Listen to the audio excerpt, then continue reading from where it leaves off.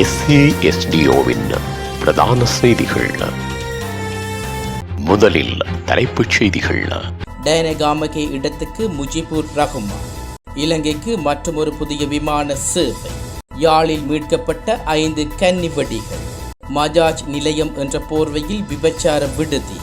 அழகிகள் கைது. யாருமில்லா வீட்டில் இளைஞருடன் யுவதியின் மோசமான செயல். மாலைதீவிலிருந்து வெளியேற்றப்பட்ட இந்திய படை வீரர்கள். தொடர்வன விரிவான செய்திகள். தாயகச் செய்திகள். ராஜாங்க அமைச்சர் டயனகாமகே இடத்துக்கு முஜிபுர் ரஹ்மான் பெயர் பரிந்துரை செய்யப்பட்டுள்ளதாக தகவல்கள் வெளியாகியுள்ளன. டயனகாமகே பாராளுமன்ற உறுப்பினராக இருப்பதற்கு சட்ட ரீதியாக தகுதியற்றவர் என உயர்நீதிமன்றம் தீர்ப்பளித்துள்ளது. இந்நிலையில் ராஜாங்க அமைச்சர் டயனகாமகேயின் நாடாளுமன்ற உறுப்பினர் பதவி வெற்றிடத்துக்கு முன்னாள் நாடாளுமன்ற உறுப்பினர் முஜிபுர் ரஹ்மானின் பெயர் பரிந்துரை செய்யப்பட்டுள்ளதாக கட்சி வட்டாரங்கள் தெரிவிக்கின்றன. இலங்கைக்கும் ஈரானுக்கும் இடையே புதிய விமான சேவை ஒன்று இன்று ஆரம்பிக்கப்பட உள்ளது. ஈரானை இலங்கையுடன் இணைக்கும் மகான் விமான சேவை ஆரம்பிப்பதற்கு ஈரான் அரசாங்கம் தயாராக உள்ளதாக தெரிவிக்கப்பட்டுள்ளது. இதனை இலங்கையின் வெளிவிகார அமைச்சர் அலி சப்ரி தெரிவித்துள்ளார். யாழ்ப்பாணம் வேலனை சரவணை மேற்கு பகுதியில் உள்ள காணியொன்றில் இருந்து 5 மிதிவெடிகள் மீட்கப்பட்டுள்ளன. ஊராகத்துறை போலீசாருக்கு கிடைக்கப்பட்ட தகவலின் அடிப்படையில் குறித்த மிதிவெடிகள் மீட்கப்பட்டுள்ளதாக தெரிவிக்கப்படுகிறது. இந்நிலையில் குறித்த மிதிவெடிகளை நீதிமன்ற அனுமதியுடன் குண்டு செயலிழக்க செய்யும் பிரிவினரின் உதவியுடன் செயலிழக்க செய்யும் நடவடிக்கையும் முன்னெடுக்கப்பட்டுள்ளதாக தெரிவிக்கப்பட்டுள்ளது.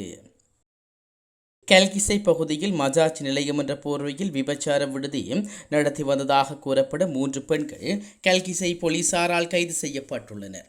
போலீசாருக்கு கிடைத்த தகவலின் பேரில் மேற்கொள்ளப்பட்ட சுற்றுவளைப்பின் போது அழகிகள் கைது செய்யப்பட்டுள்ளனர். வெளிப்பண்ணை, பொலனறுவை மற்றும் தெனியாய பகுதிகளைச் சேர்ந்த 30, 35 மற்றும் 44 வயதுடைய பெண்களே இவ்வாறு கைது செய்யப்பட்டுள்ளனர்.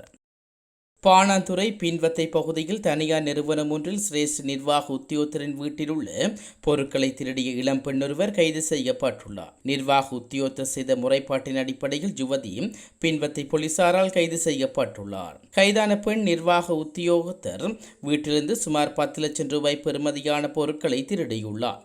அம்பாந்தோட்டை பிரதேசத்தைச் சேர்ந்த 26 வயதுடைய பெண்ணே இந்த மோசமான செயலை செய்ததுடன் சந்தேக நபர் ஐஸ் போதைப் பொருளுக்கு அடிமையானவர் என தெரிய வந்துள்ளது.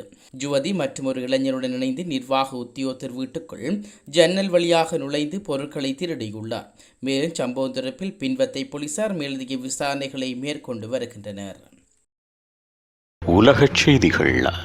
மாலைதீவில் நிலை கொண்டிருந்த 51 இந்திய படை வீரர்களும் திருப்பி அனுப்பப்பட்டுள்ளதாக மாலைதீவு அரசாங்கம் அறிவித்துள்ளது.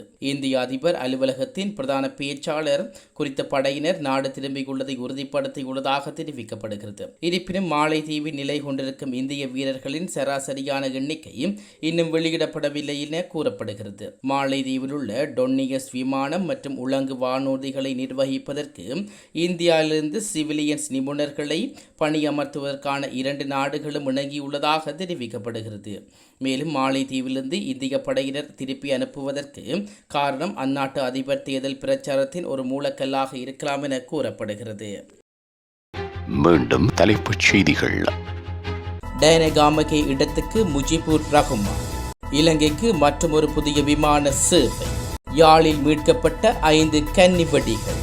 மஜாஜ் நிலையம் என்ற போர்வையில் விபச்சார விடுதி. அழகிகள் கைது.